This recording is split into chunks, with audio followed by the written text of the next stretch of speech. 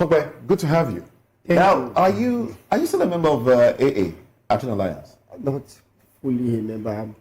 I'm on recess.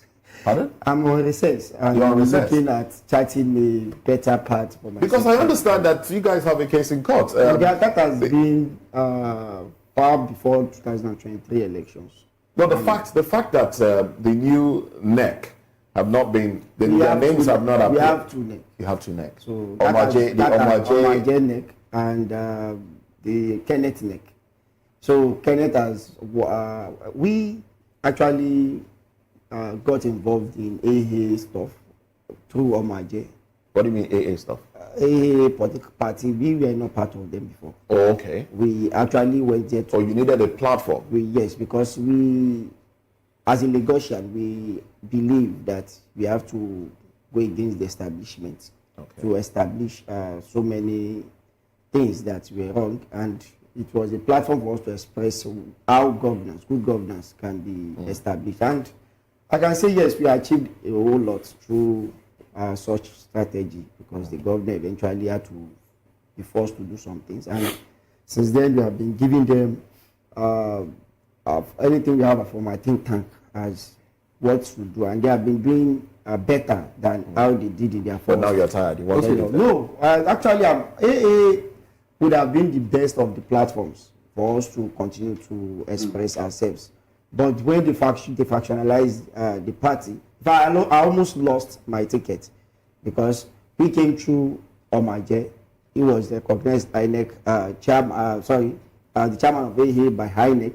Then through a court process, we just learned that there is one person that has gone to court and won, and INEC expunged Omaje's names, and so we had to pay out and renegotiate again to be part of the new system, and they were the one that actually submitted my name eventually. I almost lost this after winning the primary elections and the likes. All right. So it is something that is complicated. Very complicated. I want you to unpack all of that complication, especially when you say that, look, you are not fully part of.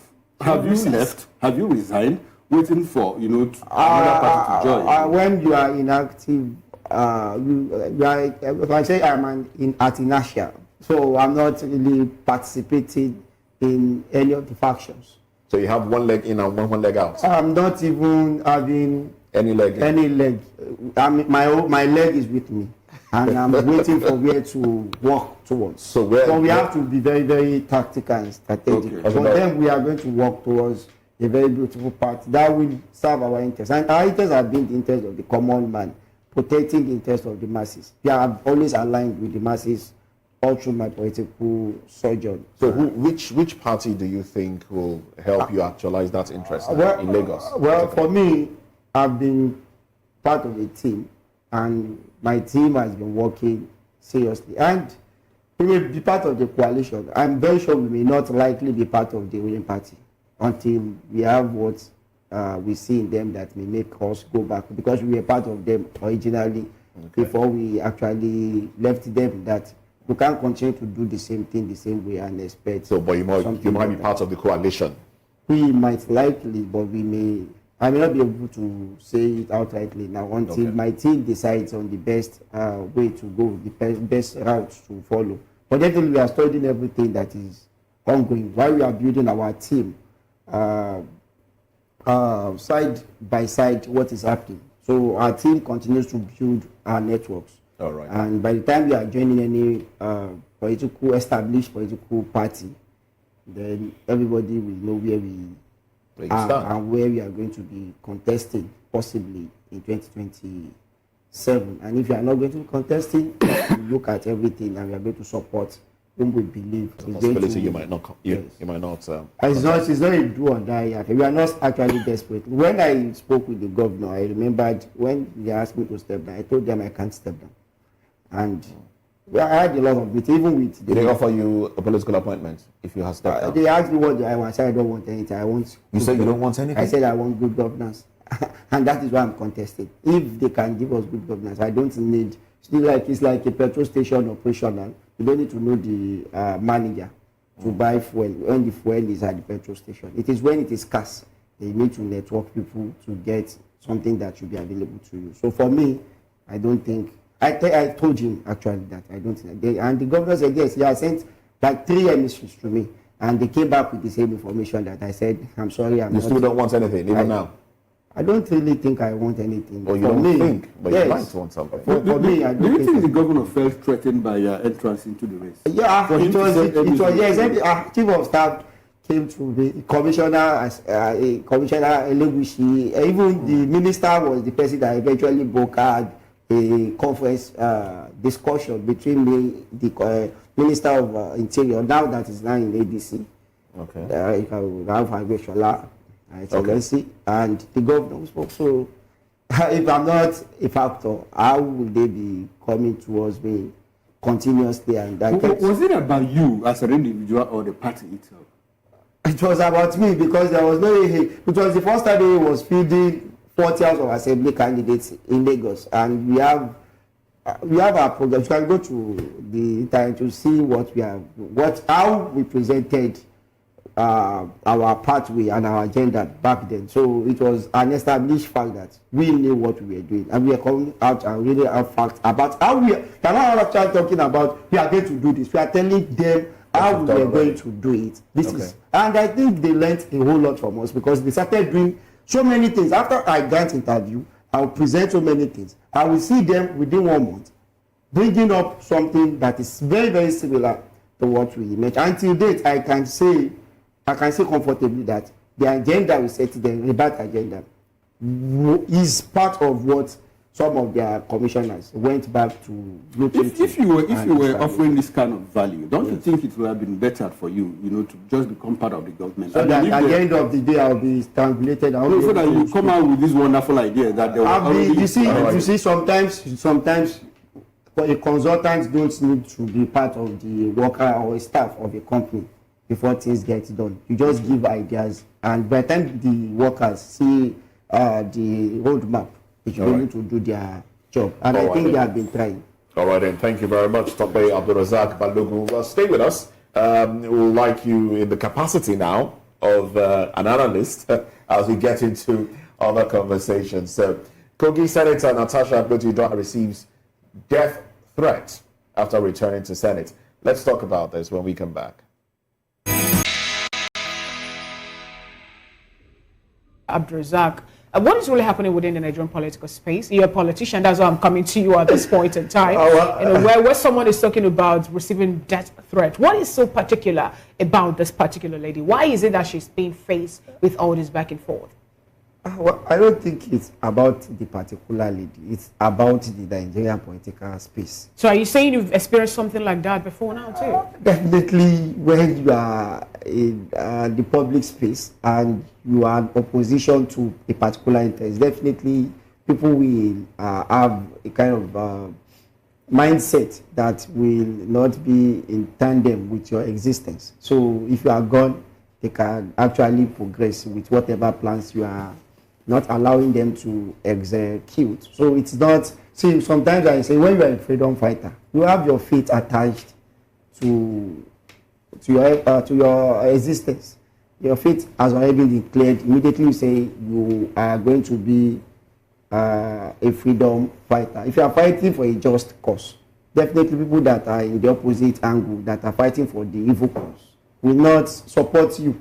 They always want to tackle you. They always want to go against your wish or what you intend to achieve. So it's not something that is strange. I just want to call on the Nigerian security agencies to better do their job, so that the dents on their image will not be more disgraceful if they eventually get to kill.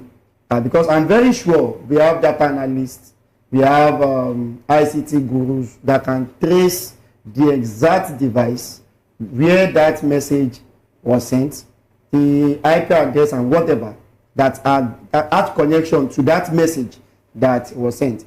And at the end of the day, they can trace the person that actually sent that if they want to do. So for me, it is all about politics, but it's a bitter one, and we should go beyond. I think we should go beyond bitter politicking. Let people express themselves.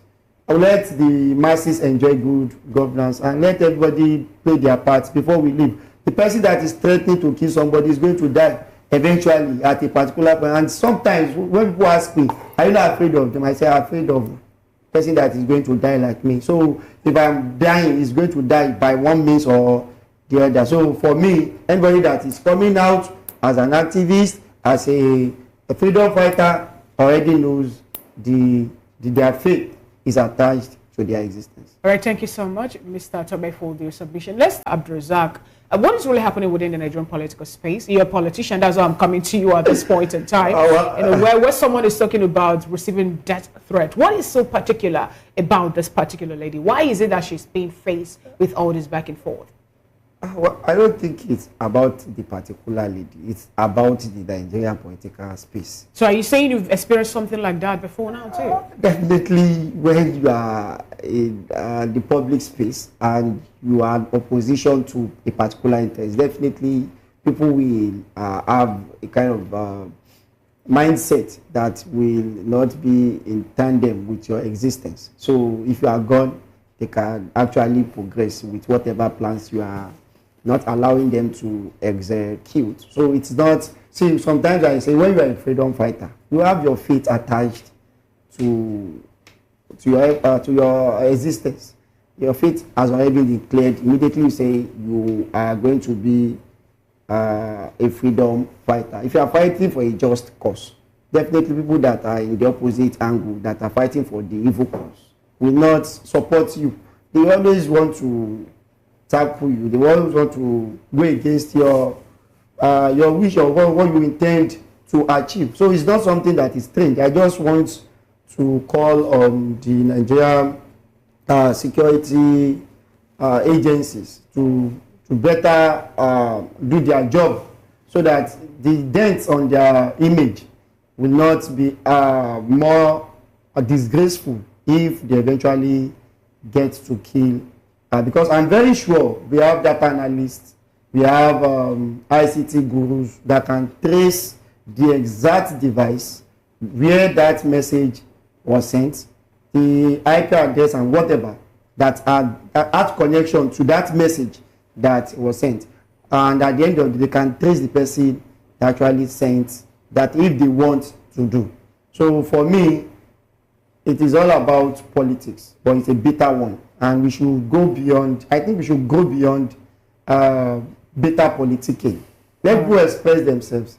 Let the masses enjoy good governance, and let everybody play their part before we leave. The person that is threatening to kill somebody is going to die eventually at a particular point. And sometimes when people ask me, are you not afraid of them? I say, I'm afraid of the person that is going to die like me. So if I'm dying, he's going to die by one means or the other. So for me, anybody that is coming out as an activist, as a freedom fighter, already knows their fate is attached to their existence. All right, thank you so much, Mr. Tobe, for your submission. Let's Studio here with us, Mr. Tobe, Abdulrazak, Mr. Dele Fanimo, and virtually Patrick Ohefeme and Sonny Dada. Gentlemen, thanks for staying with us. Now, to you, Tobe, Nike must go. What do you think after Nnaji'S resignation? Well, for me, it's just wish hunt and something that does not correlate. Because Nnaji'S... Can you say that again, sir? Yes, it's just a wish hunt.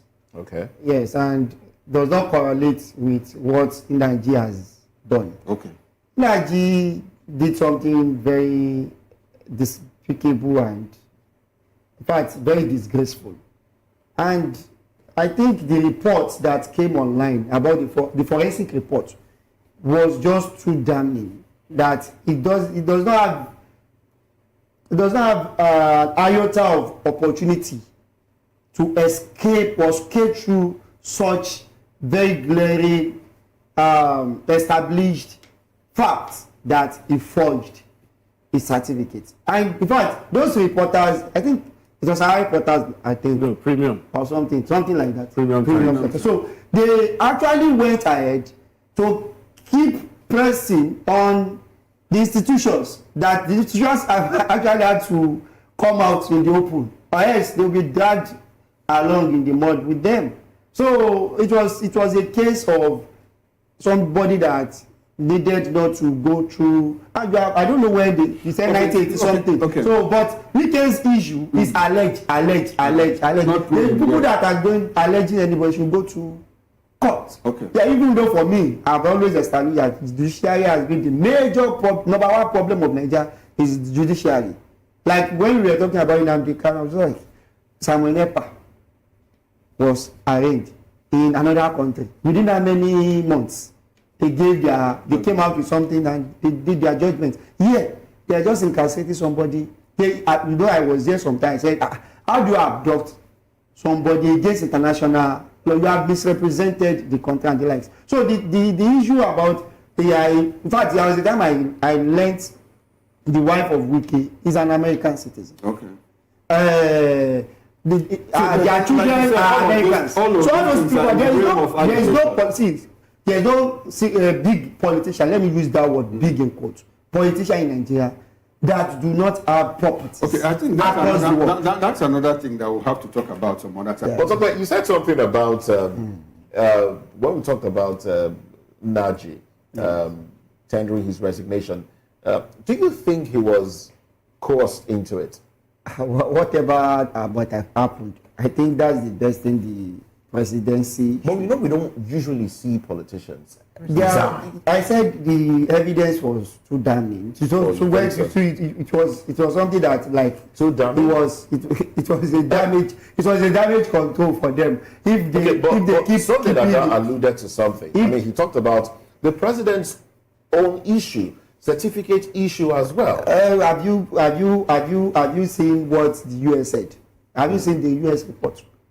So somebody is shielding. See, shielding the true facts for coming to the public, and there is something they said that in the president's case that they cannot establish something to the public about it. No case. So there's no case. But here we have the VC coming into the public and denying the certificate paraded by the minister. And there is this report that I said a media house said they went to forensic analysis. And actually, People's Gazette. So they analyze it one after the other from the signature. The NYSC too was forced. There was a former, according to the report, the former VC was not ready to come out and say the truth. But when they changed the VC, the new VC had to come out and say the truth. But isn't it not strange that what seems like, for the first time, Nigerian institutions are coming out speedily my own debunk such it is for me, it is about people that are involved. Here we have something that is coming from a forensic analyst, a forensic analyst or forensic analyst came through and established that your institution is going to be dragged. So it's more like go and carry your cross at this stage. Because I'm very sure, because when the report came, he said, if you check the certificates, it is like the original certificate that is to be produced by those institutions. But where the problem lies are the numbering, some things that were established. So it was clear that, hey, this institution now, we have cases that have been reported in the media that we have certificate racketeering in some of the institutions in Nigeria.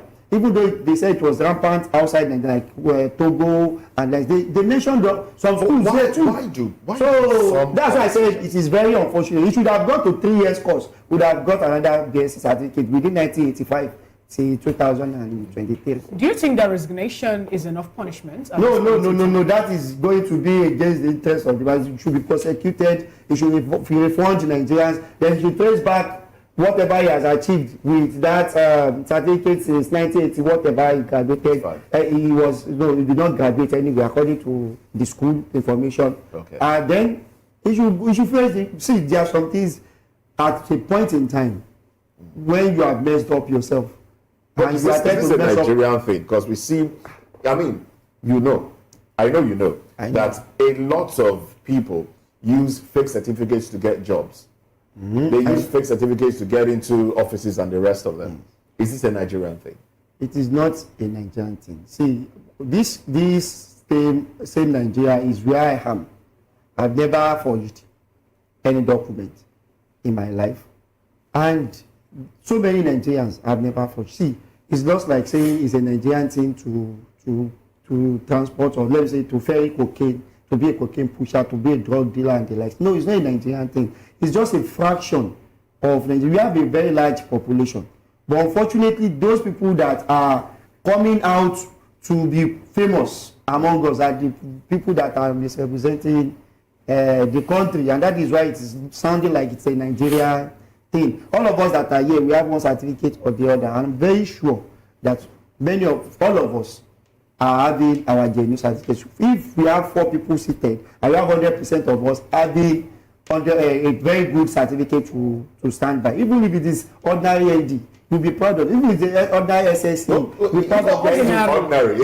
No, sorry to say, I'm using they use ordinary national diploma before that, so that's how they use it. Sorry, that's okay. Don't misunderstand. Ordinary national diploma. Okay. So not ordinary, it's not like it is worthless. I'm not talking about being worthless. I get you. So I'm talking about they have higher certificate. People get yes, OND and HND. But whatever. I think it is better you have. So it's not a Nigerian thing. Oh, yes. It's just that people that are famous are being caught in the web of putting the nation in that light. Well, thank you very much, Tokwe Abdulrazak Balogun, Lagos State governorship candidate for Action Alliance in the 2023 election. Well, we'll get to find out what party he will be contesting under, if he will be contesting in 2027. Thank you for being on the program. You're most welcome. Also,